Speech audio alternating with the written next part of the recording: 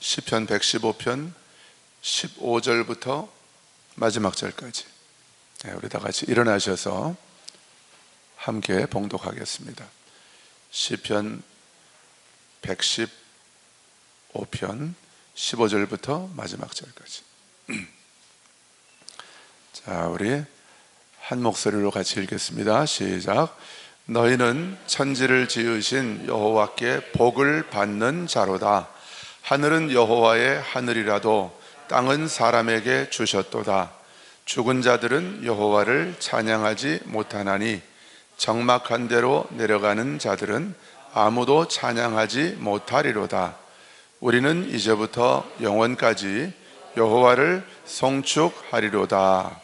할렐루야. 아멘. 네, 자리에 앉으십시오. 자, 우리 선포합시다. 하늘은 여호와의 하늘이라도 땅은 사람에게 주셨도다. 자기 이름을 넣어서 땅은 이민규에게 주셨도다. 할렐루야. 예, 오늘 말씀의 주제는 하나님께서 우리를 이 땅에서 육신으로 살게 하신 이유가 뭘까? 그걸 한번 생각해 보려고 그래요. 하나님이 왜 우리를 이 땅에서 육신으로 살게 하셨을까?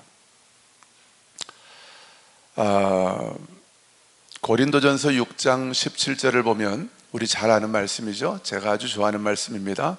주와 합하는 자는 한 뭐라고 그랬죠? 영이라고 그랬어요.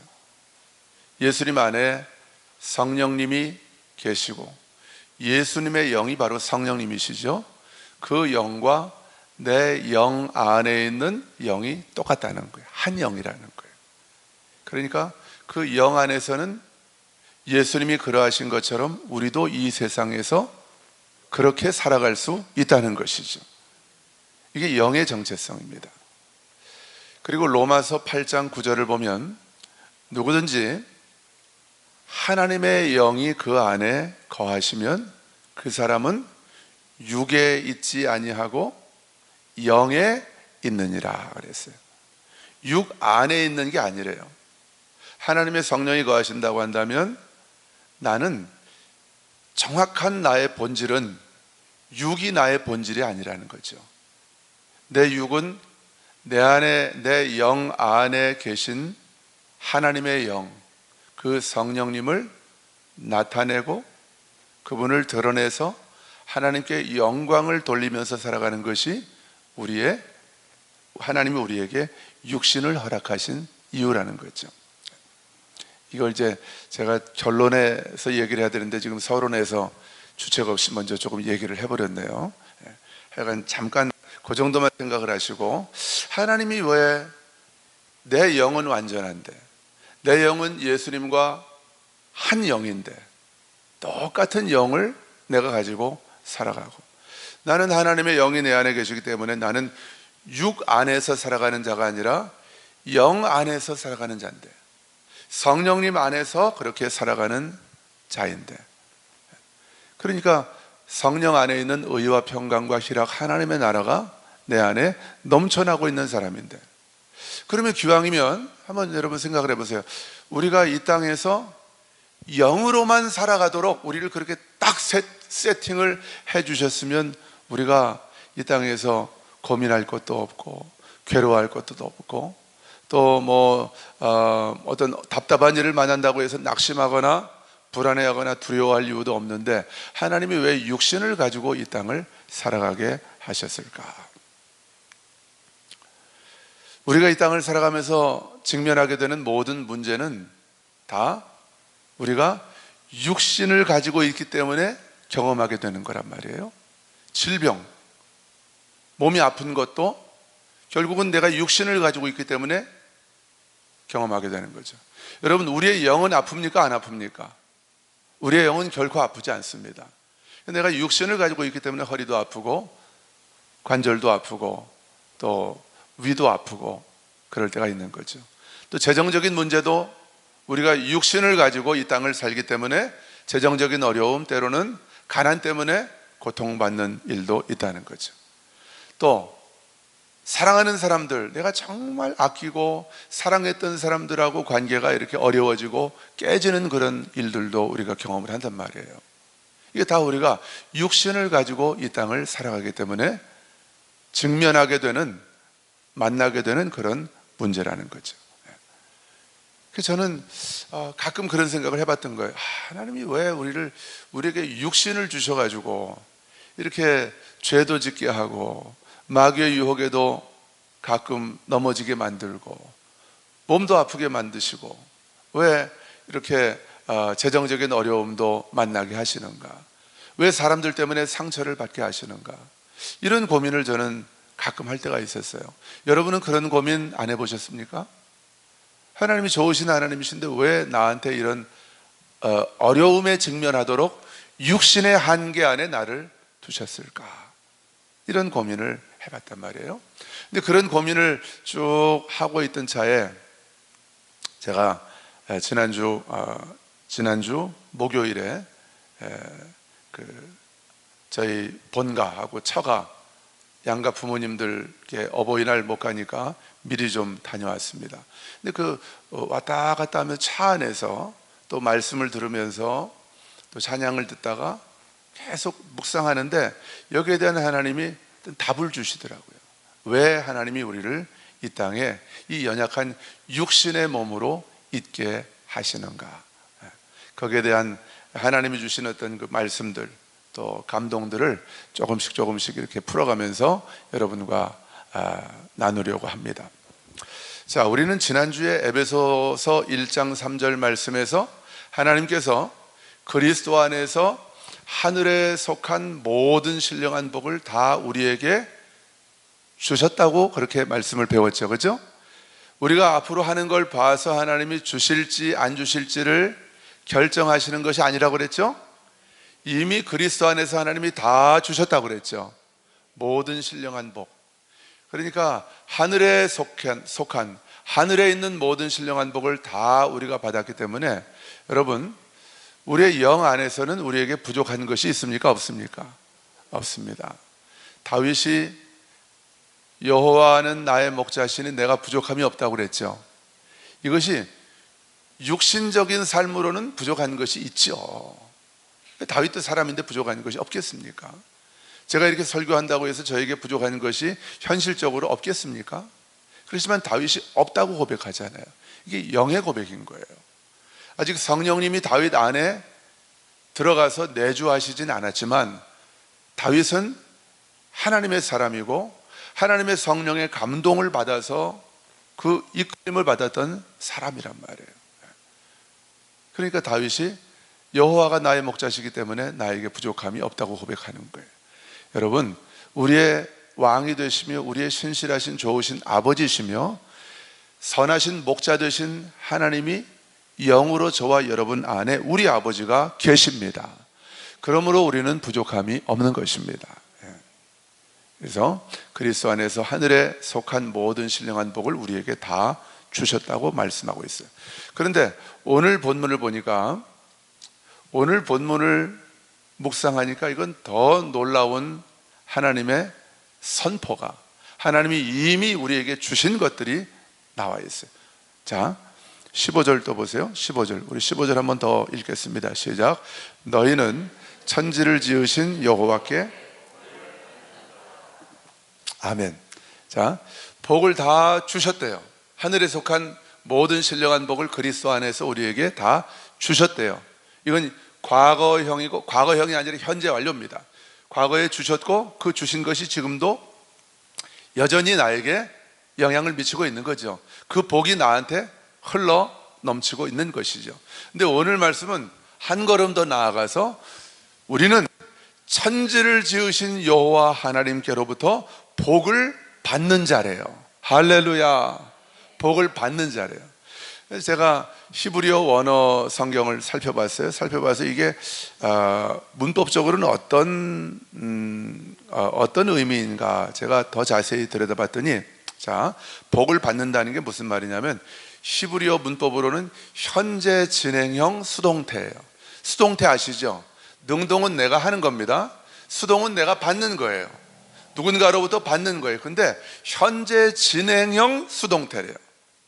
내가 하나님께로부터 천지를 지으신 우리 하나님께로부터 복을 받는데 현재 진행형으로 내가 받고 있는 거예요. 그럼 무슨 말이에요? 나는 받고 있는 거죠. 하나님께로부터 나는 하늘에 속한 모든 신령한 복을 그리스도 안에서 나는 지금도 받고 있는 중이다, 그 말입니다. 내가 어디를 가든지, 내가 미국을 가든지 이스라엘을 가든지 아프리카를 가든지, 내가 서울을 가든지 직장을 가든지 가정 안에 있든지 나는 천지를 지으신 우리 아버지께로부터 복을 받고 있는, 여러분, 이 복은 끊어지지 않습니다. 물된 동산처럼 내 삶에 끊어지지 않습니다. 물이 끊어지지 않는 샘처럼 이 하나님께서 나에게 지금 계속해서 부어주시고 계신 이 복은 나를 떠나지 않고 나에게서 끊어지지 않는다는 것입니다. 근데 많은 사람들이 왜 이 복을 누리지 못할까요? 이 복을 어디 가서 받으려고 그래요. 자꾸 외부에서 자꾸 이 복을 끌어당기려고 그래요. 여러분, 이 복은 바깥에 있는 것이 아닙니다. 내 안에 있는 것입니다. 내 영 안에. 그러니까 이걸 내가 믿음으로, 마음으로 믿고 입으로 시인하면서 내가 이 복을 취하면서 나아가면 계속해서 하나님께로부터 이 복이 나에게 흘러 넘치게 되는 것이죠. 여러분, 하나님께서 우리에게 주시는 복은 지금도 저와 여러분 안에 흘러 넘치고 있는 줄 믿습니다. 나는 하나님의 복을 받고 있는 사람입니다. 선포합시다. 나는 하나님께로부터, 천지를 지으신 하나님께로부터 복을 받고 있는 자입니다. 할렐루야. 내가 어디를 가든지 이 복은 나에게서 끊어지지 않습니다. 아멘. 우리 어버이 주일, 우리 어르신들을 축복합니다. 물론 저도 어버이입니다만은 모든 부모님들 축복합니다. 또 어버이 주일이지만 우리 아직 미혼 형제 자매님들 여러분들을 축복합니다. 여러분 아직 솔로일지라도, 아직 가정을 이루지 않았다 할지라도, 여러분이 아직 집이 없다 할지라도, 내 명의로 된 집이 없다 할지라도, 자녀들이 지금 조금 힘들어서 어버이날에 자녀들로부터 용돈도 한 푼 혹시 못 받은 분이 있다 할지라도 여러분 걱정하지 마십시오. 하나님이 여러분의 아버지이십니다. 천지를 지으신 하나님께로부터 그 복이 계속해서 나에게 흘러 넘치고 있습니다. 지금 이 순간 여기에서 하나님의 복을 받고 있는 사람이 바로 저와 여러분이라는 거예요. 한번 해보세요. 지금 이 순간 여기. 할렐루야. 지금 이 순간 여기에서 나는 하나님의 복을 받고 있는 사람이에요. 그래서 여러분은 복입니다. 아브라함을 창세기 12장에서 불러내시면서 하란 땅에서 하나님이 너는 복이 될지니라 그랬잖아요. 그렇죠? 근데 우린 복을 받고 있어요. 그 복이 내 안에 있어요. 그러니까 아브라함을 통해서 하나님이 아브라함이 복이 되게 하셨고, 그리스도 안에서 아브라함의 후손된 저와 여러분을 복이 되게 하셔서 천지를 지으신 하나님께로부터 계속해서 복을 받고 있는 저와 여러분이 가는 곳마다 우린 복이 되어서 그곳에 있는 거예요.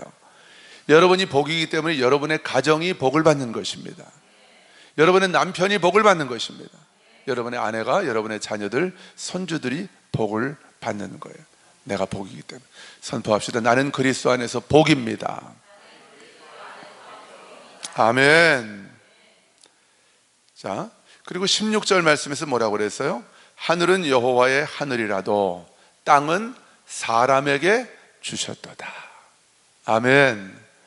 창세기 1장 28절에서 하나님이 사람을 하나님의 형상대로 창조하시죠. 그리고 그들에게 복을 주십니다. 그 복의 내용이 뭐예요? 생육하라는 것은 자손을 많이 낳으라는 거예요. 생육하고 번성하여 땅에 충만하라. 땅을 정복하라. 땅을 어떻게 정복하는 거예요? 내 안에 있는 하나님의 생명으로 이 땅을 정복하라는 거예요. 이 땅을 다스리라는 것입니다.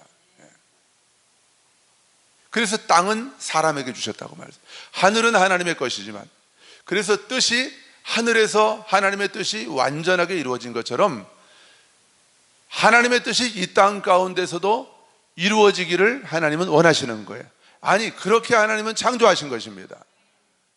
뜻이 하늘에서 이루어진 것처럼 이 땅에서도 하나님의 뜻이 완전하게 이루어질 수 있도록 하나님은 그렇게 의도하셨고 계획하셨어요. 누구를 통해서요? 사람을 통해서. 누구를 통해서요? 나를 통해서. 나를 통해서 하나님의 뜻이 생육하고 번성하여 땅에 충만하고 땅을 정복하고 땅을 통치하고 다스리는 이 통치권을, 이 복을 하나님이 태초에 사람에게 주신 거예요. 근데 아담과 하와의 타락 이후로 이 땅을 정복하고 다스려 하나님의 생명으로, 하나님이 주신 능력으로, 하나님이 주신 그 복으로 이 땅을 다스리는 거예요. 다스린다는 것은 내가 마음대로 이 땅을 유린하고 황폐하게 만드는 게 아니에요. 이 땅에 내가 받은 복을 흘려내보내는 것입니다. 이 땅을 복이 되게 하는 거예요. 왜? 내가 복이니까. 그게 땅을 다스리는 거예요. 이게 우리의 부르심이라는 것입니다. 하나님께로부터 내가 지금 받고 있는 복을, 하나님께로부터 지금 내가 받고 있는 복을 온 땅 가운데 모든 사람들에게, 내가 만나는 모든 사람들에게 흘려보내는 것, 이것이 하나님께서 저와 여러분에게 땅을 주셨다는 것은 땅을 나에게 맡기셨다는 거예요. 여러분, 하나님께서 광주 땅을 저와 여러분에게 맡기셨습니다. 대한민국을 우리에게 맡기셨습니다. 문재인 대통령이 나름대로 애쓰고 정치하지만 그분에게 맡기신 게 아니에요. 그분은 하나님을 아직 잘 모르는 분 같아요. 복음을 아직, 하나님 나라 복음을 잘 모르는 것 같아요. 하나님은 하나님 나라 복음으로 깨어난 저와 여러분들에게 이 광주 땅을 맡기셨고 대한민국을 맡기셨습니다. 북한 땅도 맡기셨습니다. 그래서 우리가 통일전망대 같은 데 가서 선포하고 기도할 때에 하나님이 우리에게 그 땅을 맡기셨기 때문에 우리가 그 땅을 축복하면서 하나님의 복을 받고 있는 내가 복이 되어서 그 땅에 가서 믿음으로 선포할 때에 그 땅 가운데 하나님의 복이 흘러가게 될 줄로 믿습니다. 이 믿음이 우리에게 있기 때문에 우리가 선포하는 거예요. 이 믿음이 없는 사람은 입을 꼭 다물죠. 왜냐하면 자기가 누군지를 모르기 때문에 그냥 근근히 그저 겨우겨우 이 땅을 마지못해서 살아가는 거죠. 아침에 눈 뜨면 그냥 뭐 직장 나가기 싫은데 출근하기 싫은 거예요. 너무 힘이 드니까. 근데 내가 복이라는 것을 깨닫고 나면, 내가 천지를 주신 하나님께로부터 복을 받고 있는 자라는 것을 깨닫고 나면 여러분, 직장 가는 것이 즐거운 일이 될 줄로 믿습니다. 그렇게 되기를 주님의 이름으로 축복합니다. 오늘부터 그렇게 될 거예요. 왜냐하면 내가 복이니까. 내가 오늘 직장에 출근했기 때문에 그 직장이 복을 받을 것이니까. 내가 그 시댁에 저 집에 시집을 갔기 때문에 그 집이 내가 복을 받는 것입니다. 할렐루야.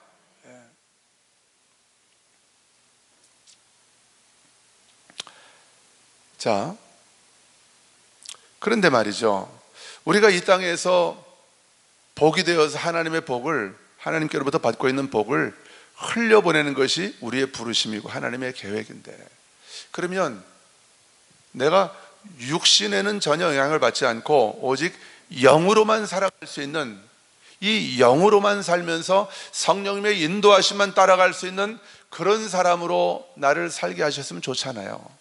그럼 우리가 고민할 게 없잖아요. 걱정할 게 없고 고통받을 아무런 이유가 없지 않습니까? 그런데 왜 하나님께서 우리에게 육신을 가지고 이 땅을 살게 하셨느냐, 그 말이에요. 여러분, 지금 제가 가고자 하는 목적지를 알겠습니까? 잘 따라오고 있습니까? 우리가 육신의 한계를 가지고 이 땅을 살아갈 때 그걸 지금까지 우린 힘들고 내가 너무 이것 때문에 힘들다, 괴롭다 이렇게만 생각할 때가 많이 있었는데, 이게 축복인 것을 하나님이 오늘 우리에게, 저와 여러분에게 알게 해주시기를 원하신다, 그 말이에요. 그 목적지를 향해서 우리가 지금 가고 있는 거예요. 자, 근데 왜 이렇게 약하고 실수도 많이 하고 마귀 유혹에도 잘 넘어가고 상황과 환경, 문제 앞에서 갈대처럼 쉽게 흔들리는 이 질그릇과 같은 육신을 가지고 하나님이 이 땅에서 살게 하셨느냐, 그 말이에요. 자, 그 답이 17절에서 그 답을 우리가 찾을 수 있어요. 17절 한번 보십시다. 17절 시작.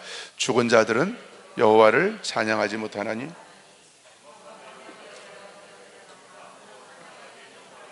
아멘. 죽은 자들은 여호와를 찬양하지 못한다. 당연히 그렇죠. 물론 천국에 가서는 찬양하겠지만 천국에 가서 내가 찬양하면 이 땅에서 내가 하나님을 찬양할 때 그분이 내 찬양을 받으시고 영광을 받으시면서 이 땅 가운데 풀어놓으시기 원하시는 그분의 영광과 그분의 능력과 그분의 생명은 나타날 수 없는 거예요. 난 죽어서 천국 가서 하고 있기 때문에 이 땅에서 하나님의 뜻이 이루어지는 것과는 나의 찬양이 상관이 없단 말입니다. 그래서 죽은 자들은 여호와를 찬양하지 못한대요. 적막한 대로, 적막한 곳은 음부겠죠. 음부. 하나님을 경외하는 자들은 낙원으로, 죽어서 낙원으로 가고, 하나님을 경외하지 않고 예수 믿지 않는 자들은 음부로 가잖아요. 음부에서는 하나님을 찬양도 못합니다. 낙원에서는 하나님 보좌 앞에서 찬양, 영원토록 우리가 찬양하겠죠. 그렇지만 음부에서는 찬양할 수 없는 거예요. 그건 적막한 곳입니다. 너무 뜨거워서 그냥 타 죽어가는데도, 그런데도 내가 소리조차 지를 수 없는 그 적막한 곳, 영원한 침묵만 있는 곳, 그곳이 바로 음부인 거예요. 여러분, 이 땅에서 하나님을 기쁨으로 경배하고 찬양하는 자들은 주님 앞에 가서도 천국에서도 기쁨으로 감사함으로 영원토록 주님을 경배하며 주님 보좌 앞에서 찬양하며 영원을 살게 될 줄로 믿습니다. 우리 이 땅에서 그 연습을 하는 거예요. 내가 영원히 하나님을 찬양할 존재라는 것을 이 땅 가운데서 계속해서 내가 선포하고 나타내면서 살아가는 것이 예배자로 부름받은 저와 여러분의 부르심, 우리의 운명이라는 것이죠. 자, 죽은 자들은 여호와를 찬양하지 못한, 적막한 데로 내려가는 자들도 그들도 아무도 찬양하지 못한대요. 여러분, 하나님께로부터 복을 받고 있는 하나님의 자녀들, 저와 여러분이죠. 하나님의 자녀들이 하나님께서 나에게 맡겨주신, 허락하신 이 땅에서, 이 땅을 하나님이 사람에게 주셨다고 그랬잖아요.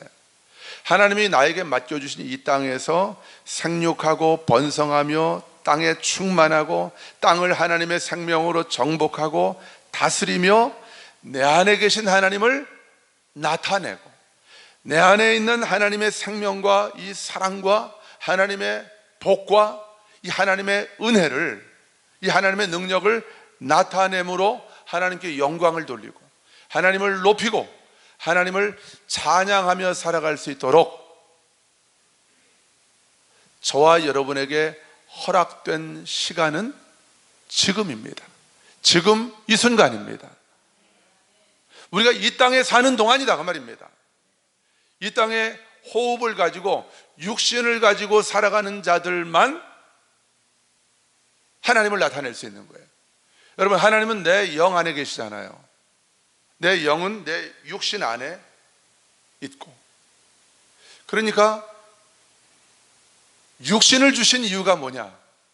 내 안에 계신 하나님을 나타내라고. 하나님이 나를 통해서 나타나는 것은 무엇을 통해서만 사람들이 보게 됩니까? 또 내가 알게 됩니까? 내 육신을 통해서 보게 됩니다. 내가 경험하는 것들을 통해서. 또 주변 사람들이 내 안에 계신 하나님의 생명이 나를 통해서 나타나는 것, 그 뭘 보고 압니까?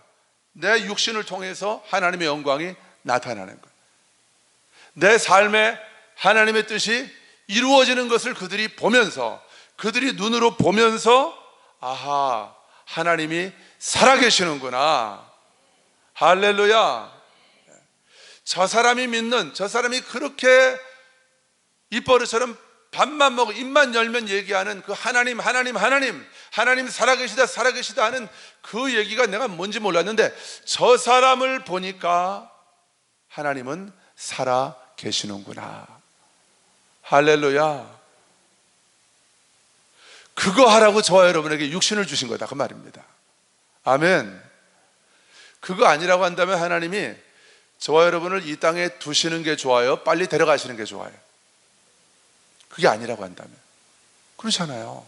우리 이미 구원 받았잖아요. 그렇죠? 아멘.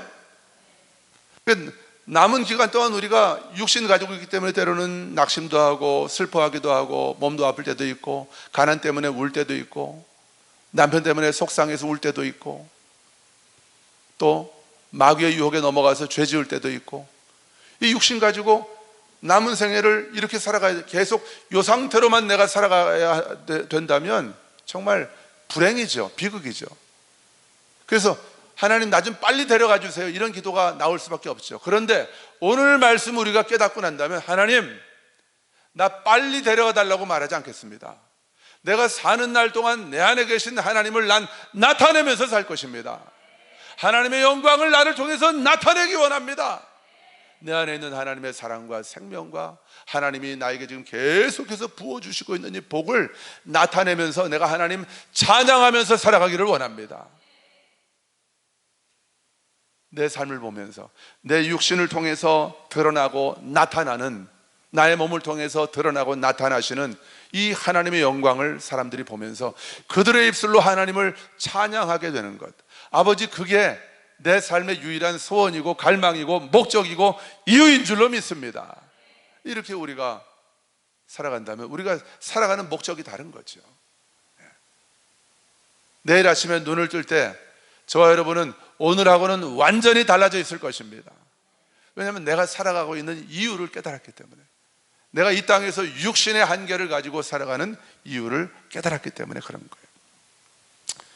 내 안에 계신 하나님을 나타내며 살아가도록 허락된 시간과 장소는 어디에? 지금 이 순간 여기입니다. 육신을 가지고 살아가는 이 땅에서 내 안에 계신 하나님을 나타내면서 살아가라고 하나님이 저와 여러분을 육신으로 이 땅 가운데 살게 하신 거예요. 예수님이 성육신 하셨기 때문에 하나님이 어떤 분인지를 우린 눈으로 본 거 아니에요. 그렇죠? 예수님은 이 땅에 오셔서부터 승천하실 때까지 오직 하나님만 나타내면서 살아가셨습니다. 저와 여러분이 이 땅에 온 이유도 똑같다는 거예요. 하나님이 저와 여러분을 육신을 가지고 이 땅에 보내신 이유도 똑같다는 거예요. 내 안에 계신 하나님을 나타내라고. 아멘. 이게 바로 하나님 나라 복음입니다. 그러나 종교는 하나님은 저기 하늘에 계시고 나는 이 땅에서 육신을 가지고 괴로워하고 늘 문제투성이고, 하나님 나를 좀 도와주세요, 하나님 나 좀 도와주세요, 돈이 필요해요, 하나님 나 좀 고쳐주세요, 하나님 나 저 사람 때문에 너무 마음이 힘들어요.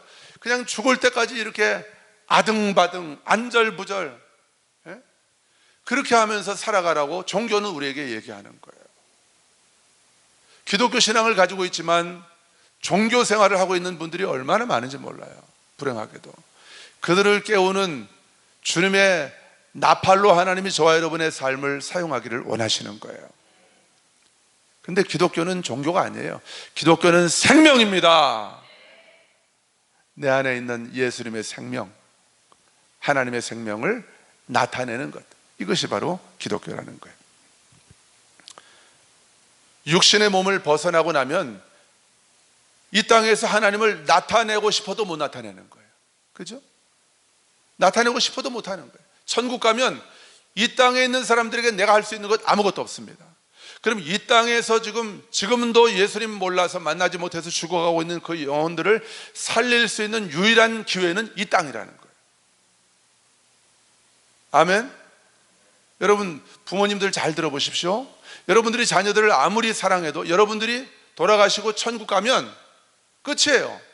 자녀들을 위해서 할 수 있는 것 아무것도 없습니다.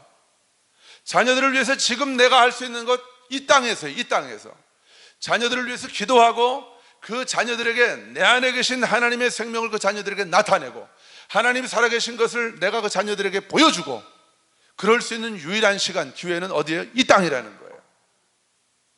우리 어르신들, 여러분들 축복합니다.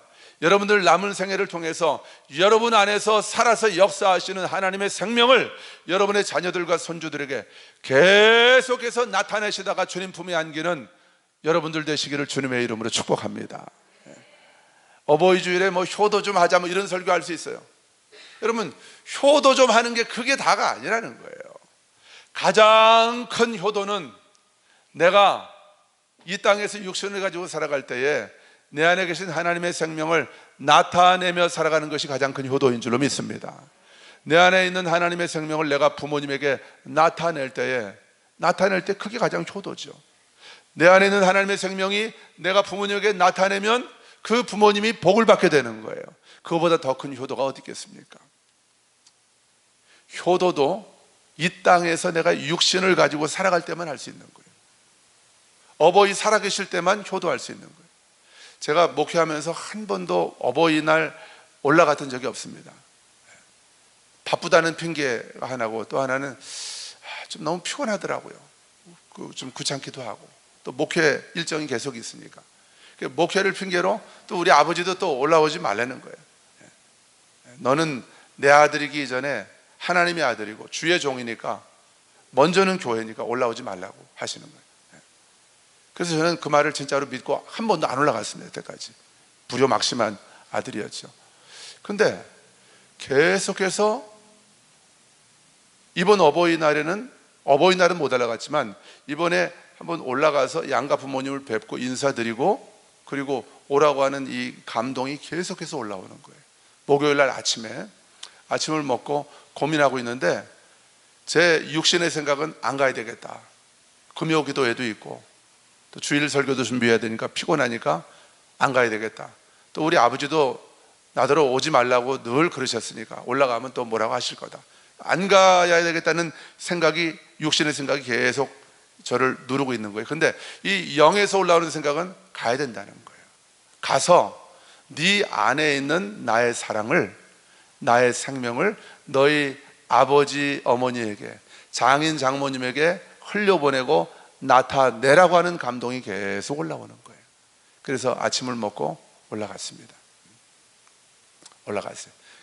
제 아내가 이제 반찬 준비한 거, 음식, 그 토종닭 한 마리 사가지고 가가지고 토종닭 끓여서, 또 해간 나물하고 도토리묵 이런 거 펼쳐놓고 같이 식사하는데, 우리 아버지 어머니도 그렇고 우리 장인 장모님도 그렇고 바쁜데 피곤한데 왜 올라왔냐는 거예요.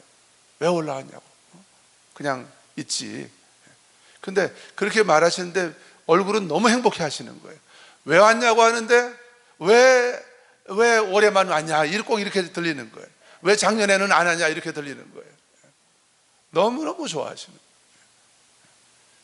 정말 잘 올라갔다 하는 생각이 드는 거죠. 여러분, 효도? 부모님 돌아가시면 끝입니다. 못하는 거예요. 가는데 순서 없잖아요. 내가 먼저 죽으면 효도 못하는 거예요. 부모님 살아계실 때만 효도할 수 있는 거예요. 효도에 대한 우리 개념과 본질을 바꿔야 됩니다. 그저 부모님에게 뭐 좀 용돈 좀 드리고 이것만 효도가 아니에요. 물론 저도 이번에 용돈도 드리고 또 4분을 한 번씩 다 안아드리고 사랑합니다. 우리 장인어른도 안아드렸어요. 사랑합니다 그랬더니 너무들 좋아하시더라고요. 그런데 우리의 어떤 행위도 중요하지만 진정한 효도는 내가 하나님의 사랑을 입고 있고 하나님께 복을 받고 있는 하나님의 아들인데, 내 안에 있는 하나님의 사랑과 내가 받고 있는 그 복을 우리 부모님에게 가서 나타내는 거예요. 내 안에 있는 하나님의 사랑을 그분들 안아드리면서 또 나타내는 거예요. 이게 효도라는 거죠. 그게 효도라는 거죠. 이 땅에서만 할 수 있는 것. 그래서 이번에 우리 양가 부모님들을 뵙고 내려오는 그 시간들을 통해서 하나님이 저에게 깨닫게 해주신 거예요. 봐라, 네가 부모님에게 찾아가고 싶어도, 너희 그 아버지 어머니 또 장인 장모에게 가고 싶어도 그분들 돌아가시고 나면 너 할 수 없는 것 아니냐. 마찬가지다.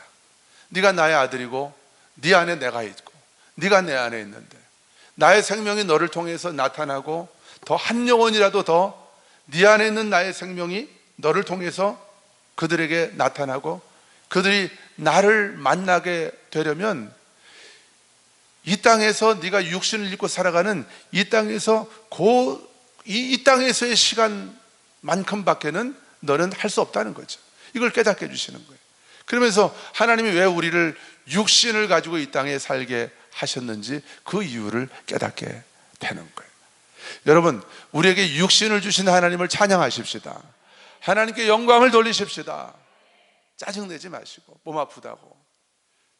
여러분, 몸이 아프기 때문에 내가 복음으로 선포하고 또 믿음으로 돌파하면서 그리스도 안에서 이미 내가 받은 치유를 내가 믿음으로 주장하고 선포하면서 내가 이 질병과 육신의 연약함을 돌파할 수 있는 것이고, 그것을 통해서 하나님이 영광을 받으시는 것입니다. 몸이 아픈 분들, 육신의 연약함을 여러분에게 허락하신, 물론 하나님이 주신 것은 아닙니다. 그러나 허용을 하신 것이죠.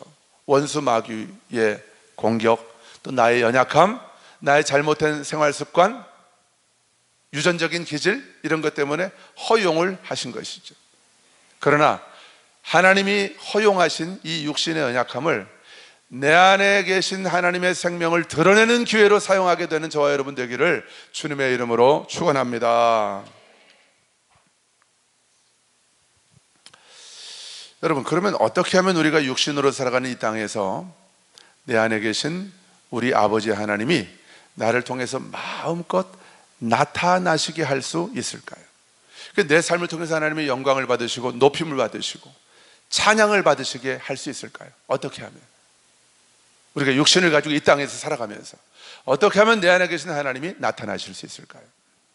자, 우리 말씀 한 군데만 더 보겠습니다. 시편 78편 40절. 시편 78편 40절. 40절, 41절. 자, 40절 말씀 먼저 보겠습니다. 시작. 그들이 광야에서, 사막에서 그를 슬프시게 하며. 자, 이스라엘 백성들이 광야에서 하나님에게 반항하고 거역하고 또 하나님을 슬프시게 한 적이 몇 번이냐? 수도 없이 많다는 거죠. 41절. 그들이 돌이켜 하나님을 거듭 시험하며 이스라엘의 거룩하신 일을 노엽게 하였다. 자, 돌이켰다는 것은 하나님께 등을 돌렸다는 거예요. 하나님께로부터 돌아서서 하나님, 나 하나님 말 안 들을 거예요, 하나님 필요 없습니다 하고 하나님께 등을 돌려버리고 하나님을 거듭 시험하면서 이스라엘의 거룩하신 일을 노엽게 하였대요.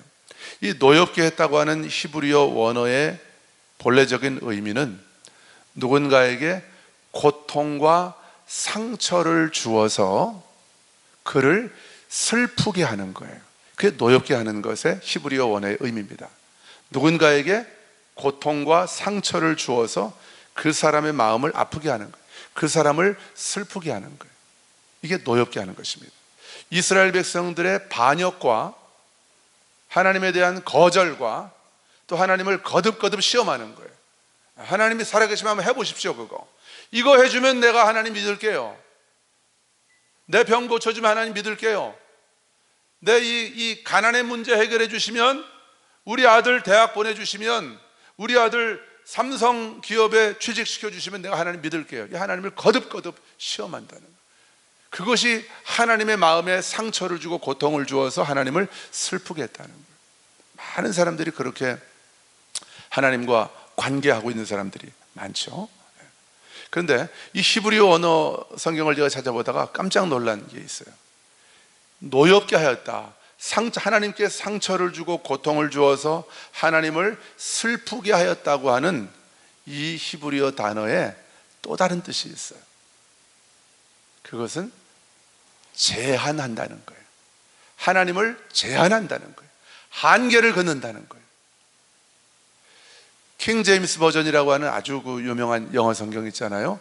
원어의 의미를 제일 잘 담았다고 하는 성경이. 근데 그 성경은 두 가지 뜻 중에서 limited, 하나님을 제한했다고 하는 그 단어를 썼어요. 그 뜻을. 히브리어 단어에 두 뜻이 있다고 그랬잖아요. 하나님께 고통을 주고 우리가 하나님을 믿지 않고 거역하고 반역할 때 그게 하나님에게 고통이 되고 상처가 된다는 거죠. 그 하나님을 슬프게 하였다는 거죠, 이스라엘 백성들이. 근데 거기에 또 다른 뜻이 있는데 하나님을 제한한다는 거죠. 그럼 여러분 보십시오. 이 두 가지 이 히브리어 단어가 갖고 있는 이 두 가지 단어의 이 뜻을 연결을 해보면 하나님이 가장 마음이 아파하시는 거, 언제 마음 아파하실까요? 우리가 하나님을 제한할 때, 한계를 긋는 거예요. 아, 하나님은 내 병, 이 병은 못 고치셔. 내가 지금 30년 동안 내가 지금 이 병 때문에 약 먹고 있는데 하나님 나 못 고치셔. 하나님 우리 남편, 우리 아내, 또 우리 시어머니, 우리 자녀들 하나님 절대 못 바꾸셔. 하나님 제한하는 거예요. 광주라는 도시는 결코 치유될 수 없어. 다시는 회복될 수 없어. 광주는 이미 망가질 대로 망가졌어. 뭐 이런 생각이죠. 대한민국 끝났어. 북한 안 돼. 저 북한은 망해야 돼. 뭐 이런 생각들. 이게 하나님을 제한하는 거예요. 여러분, 하나님이 하시면 못 하실 일이 없습니다. 하나님이 못 고치실 인생이 없습니다. 하나님이 못 고치실 가정이 없습니다. 못 고치실 도시, 교회, 국가 없는 거예요. 그런데 하나님을 제한하는 거예요. 하나님을 시험한다는 게 하나님을 시험하는 것이 하나님을 제한하는 거예요. 하나님은 한번 하실 수 있으면 해보십시오. 복음서에도 보면 예수님이 죽은 나사로를 고치려고 살리려고 찾아가셨을 때 나사로의 누이 마르다하고 마리아가 뭐라고 합니까? 죽은 지 나흘이나 됐습니다. 쓸데없는 일 하지 마십시오. 이 하나님을 제한하는 거죠. 그럴 때 하나님이 슬퍼하시는 거예요. 여러분, 부모가 어릴 때 헤어졌던, 어릴 때 잃어버렸던 자녀를 몇십 년 만에 만났습니다. 근데 이 부모가 아주 큰 사업을 해서 재벌이 됐어요. 돈이 엄청나게 많습니다. 그 아들한테 한도가 무한대인 카드를 주고 너 마음대로 써라. 너 사고 싶은 거, 차를 사고 싶으면 사고 마음대로 써라 하고 그 카드를 줬어요. 그래서 다음 달에 카드 명세서 날라오는 거 보니까 이 아들이 무한대 한도의 카드를 아버지가 줬는데 이 아들이 그 한 달 동안 5만 원 딱 썼어요. 5만 원. 미안해서. 그리고 혹시라도 내가 다 써버리면 우리 아버지 가난해질까봐, 망할까봐 내가 그 카드를 5만 원밖에 안 썼다고 생각해 보세요. 그 아버지 심정이 어떻겠습니까? 어떻겠어요? 얼마나 답답하겠습니까? 답답함을 넘어서 얼마나 가슴이 아프고 슬프겠느냐는 거예요. 야, 우리 아들이 나를 이렇게 못 믿는구나. 그러면서 저렇게 지가 지금까지 살아왔던 방식으로 이제는 나를 만났는데도 그렇게 이전에 고아로 살아갈 때처럼 제가 그렇게 살고 있구나. 얼마나 마음이 아프겠어요. 우리 하나님 아버지가 우리를 바라보시는 마음도 그럴 수 있다는 거죠. 언제요? 내가 하나님을 제한할 때. 하나님을 제한하지 않는 저와 여러분 되기를 주님의 이름으로 축원합니다. 민수기 13장 보면은 10명의 정탐꾼이 가나안 땅을 정탐하고 돌아와서 가데스 바네아에서 이스라엘 백성 앞에서 모세 앞에서 보고하죠. 10명의 정탐꾼이 뭐라고 그래요? 그들은 신장이 어마어마한 거인들입니다. 그 땅은 거민들을 삼키는 아주 나쁜 땅입니다. 우린 그 땅을 가면 안 됩니다. 우린 반드시 죽을 겁니다. 가면 그들과 비교할 때 우리는 메뚜기와 같습니다. 그들이 볼 때도 우리가 메뚜기처럼 보일 겁니다. 이렇게 그들이 선포했어요. 그게 뭡니까? 하나님을 제한하는 거예요. 하나님을 제한하는 거예요. 저 거인들, 저렇게 황무한 땅, 황폐한 땅, 하나님도 저 땅은 바꾸실 수 없어. 그리고 저 거인들, 하나님도 저 사람들 물리칠 수 없을 거야. 하나님을 바라보지 않고 그 대적들, 문제를 바라보면서 하나님을 제한하는 거죠. 그런데 여러분, 여호수아와 갈렙이 어떻게 했습니까? 그들을 두려워하지 말아라. 하나님이 우리와 함께 하시면 우리는 능히 그 땅을 취할 수 있다. 그들은 우리의 뭐다? 밥이다 그랬어요. 밥이다. 히브리어로는 빵입니다. 근데 공동개역, 새번역, 공동번역, 새번역, 옛날 개혁성경 다 밥이라고. 우리 주식이 밥이니까 밥이라고 번역을 했어요. 그 3m 넘는 거인들이 우리 밥이래요. 이 밥이래요. 여러분, 밥은 먹으면 먹을수록, 계속해서 먹으면 먹을수록 우리가 건강해지고 우리에게 영양분을 주고 우리를 더 강하게 만들어주는 것이 밥입니다. 하나님을 제한하지 않고 어떤 문제를 만나도, 어떤 어려운 상황과 환경을 만나도 그 문제를 내가 밥으로 취해버리면 그 밥을 먹는 만큼 우리는 강해지게 될 것입니다. 아니, 이미 강하죠. 우리는 그리스도 안에서, 하나님 안에서 우리는 능치 못한, 내게 능력 주시는 자 안에서 모든 것을 할 수 있는 자들이 바로 저와 여러분입니다. 그런데 내가 밥을 먹으면 먹을수록 그 믿음이 견고해지는 거죠. 하나님을 향한 신뢰가 아주 견고해지는 거죠. 그러니까 더 큰 문제를 만나도 무서워하지 않는 거예요. 왜냐하면 작은 문제도 밥, 작은 문제는 밥 한 공기, 큰 문제는 밥 두 공기, 더 큰 문제는 밥 10공기 생각하고 밥으로 먹는 거예요. 천천히 먹는 겁니다. 배부르면 좀 뒀다가 또 좀 배 꺼지면 또 먹는 것입니다. 네피림, 그 장대한 가나안 땅의 거인들, 그들이 하나님의 영에 사로잡혀서 하나님을 향한 절대적인 신뢰 안에서 하나님을 바라보는 그 눈으로 바라보고 있는 여호수아 갈렙 눈에 비친 가나안 땅의 거인들은 뭐였어요? 밥이었던 거예요. 저와 여러분의 눈 앞에 보이는 어떠한 문제, 어떠한 대적들, 나를 넘어뜨리려고 하는 대적들, 또 원수마귀 권세, 여러분, 하나님의 아들이 나타나신 것은 마귀의 일을 멸하려고 오셨다고 말씀하고 있습니다. 마귀의 일이 이미 그리스도 안에서 다 멸해져 있는 거예요. 저와 여러분이 그리스도 안에 있는 자들입니다. 그러므로 우리는 더 이상 원수 마귀를 두려워하지 않아요. 우리가 마귀를 두려워합니까? 마귀가 우리를 두려워합니까? 마귀가 우리를 두려워하는 거예요. 마귀가 우리를 두려워할 때에 우리의 삶에 일어나는 어떤 현상들이 있어요. 뭔지 아세요? 문제가 발생합니다. 문제. 여러분, 하나님이 우리에게 문제를 주십니까? 마귀가 문제를 일으킵니까? 어떤 아버지가 자녀에게 문제를 막 일으킵니까? 야, 너 한번 골치 아파봐. 너 한번 고생 좀 해봐. 그리고 막 문제를 자녀에게 주는 아버지가 어디 있습니까? 문제는 마귀가 주는 거예요. 왜 주는 거예요, 문제를? 내가 무서우니까. 아니, 내가 무서운 게 아니죠. 내 안에 계신 하나님이 무서우니까. 내 안에 계신 그리스도, 그분이 무섭기 때문에 마귀가 내 삶을 막 흔드는 거예요. 그게 바로 문제인 것입니다. 문제는 뭐라고요? 우리의 밥이다. 선포합시다. 문제는 우리의 밥이다. 할렐루야. 여호수아 갈렙에게 이 믿음이 있었던 거예요. 그러니까 가나안 땅에 10명의 정탐꾼의 얘기를 듣고 원망하고 하나님 원망하면서 우리 애굽으로 돌아가자 했던 그 출애굽 1세대들은 다 죽습니다. 광야에서. 우리가 차라리 여기서 죽었으면 좋았을 것을 그랬거든요. 너희들 말이 내 귀에 들린 대로 내가 행한다 하나님 약속하셨고 그들은 다 죽었습니다. 근데 1세대 중에서 유일하게 가나안 땅에 들어간 두 사람이 있어요. 누구예요? 여호수아와 갈렙인 거예요. 하나님을 제한하지 않았던. 그래서 그들을 통해서 하나님이 마음껏 나타나실 수가 있었던 것입니다.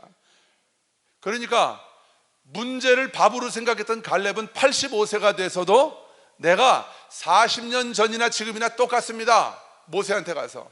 그러니까 헤브론이 광야입니다. 아주 척박한 땅이에요. 제가 가보니까 이스라엘에서 아주 뜨거운 풀도 별로 없는 그런 황량한 사막과 같은 광야예요. 근데 그 땅을 나한테 달래는 거예요. 누가요? 갈렙이. 왜요? 그 땅도 내 안에 하나님의 생명이 있고 하나님의 능력이 있기 때문에 내가 가면 그 땅이 변화될 것이기 때문에, 그 땅도 밥일 뿐이기 때문에, 그 땅에 거주하는 가나안 거인들 원주민들도 나에게는 밥에 불과하기 때문에 85세가 되어서도 갈렙은 그 땅을 달라고 그랬고 그 땅을 취한 거예요. 그래서 헤브론 땅이 유다 지파에 속하게 된 것이죠. 갈렙의 믿음 때문에. 여러분, 하나님을 제한하지 않는 하나님의 아들, 딸들을 통해서 하나님은 이 땅 가운데서 그분의 능력과 생명과 그분의 복을 나타내시기를 원하시는 거예요.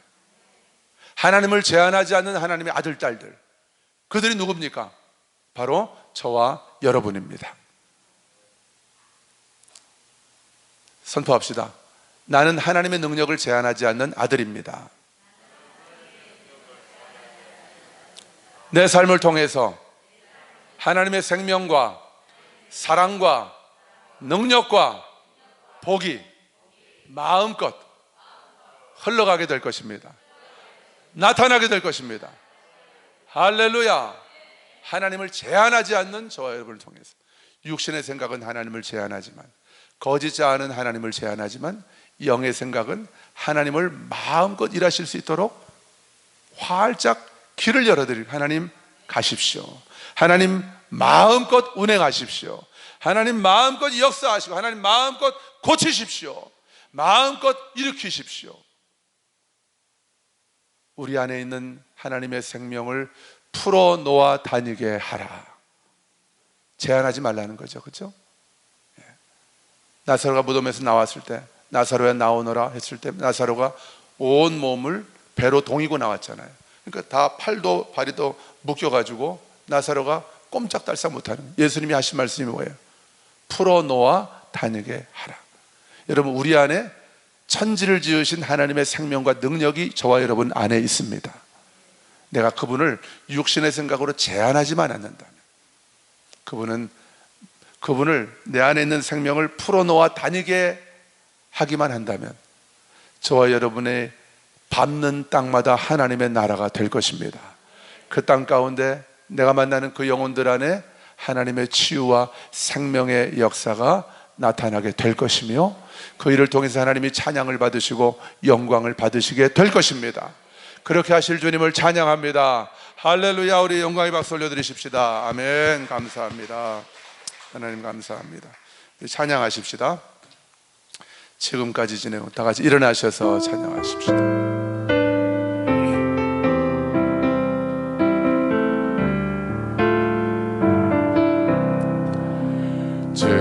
지금까지 지내온 것 주의 크신 은혜라, 한이 없는 주의 사랑 어찌 이루 말하랴. 자나깨나 주의 손이 항상 살펴주시고, 모든 일을 주 안에서 형통하게 하시네. 몸도 맘도 연약하나 새 힘 받아사. 아멘. 불붙듯이 부시는 주의 은혜 족하다.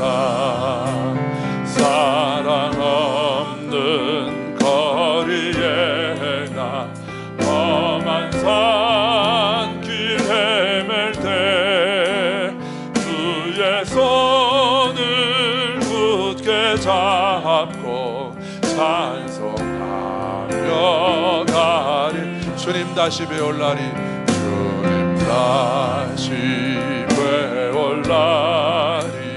날로 날로 다가와 무거운 짐 주께 맡겨 벗을 날도 멀잖네. 나를 위해 예비하신 고향 집에 돌아가 아버지